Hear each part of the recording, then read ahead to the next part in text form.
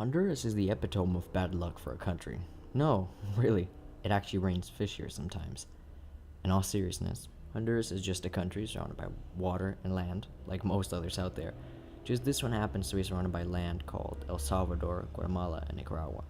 It's quite mountainy, but has a tropical climate near the lower altitude areas, given that it has the sea and is just about next to the equator.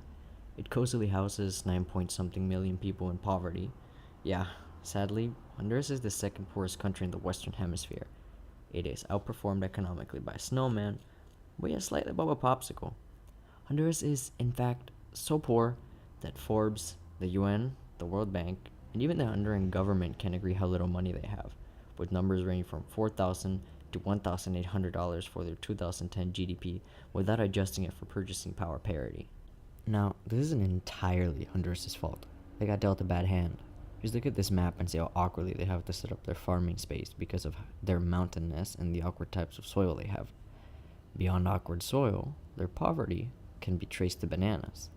They had an economy that was heavily reliant on their primary sector in a region that is very prone to storms. I mean, you know things are bad when you just have to start calling them things like Tropical Storm Number 16.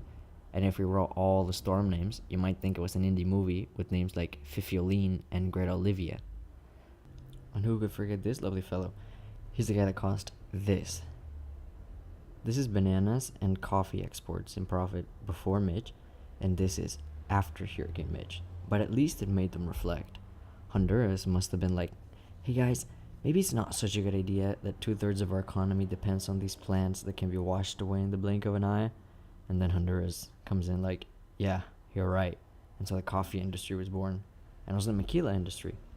Maquilas, for those who don't know, are factories run by a foreign company in a different country, for example Honduras, that export to the very company that created them.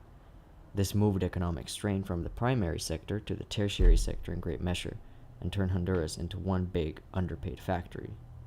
Beyond maquilas, their economy also relies on mining, primarily of elements like gold, silver, lead, and copper. And although they are indeed one big factory, they don't pollute much, having kept their emissions right around the 1 metric ton per capita mark for over a decade. They have no major volcanoes, and their mountains are very low, with the highest point standing at 2,900 meters over sea level. Regarding bodies of water, they have access to both coasts and use them for hydroelectric plants. Beyond being piss poor, they have other issues, like economic freedom, taking the 100th place of the Heritage Index mostly due to their poor government structure, which is practically identical to the Mexican one, with a representative democracy, which means the power is split between the judicial, legislative, and executive branches. Yet, it still performs better than other countries in the Western Hemisphere.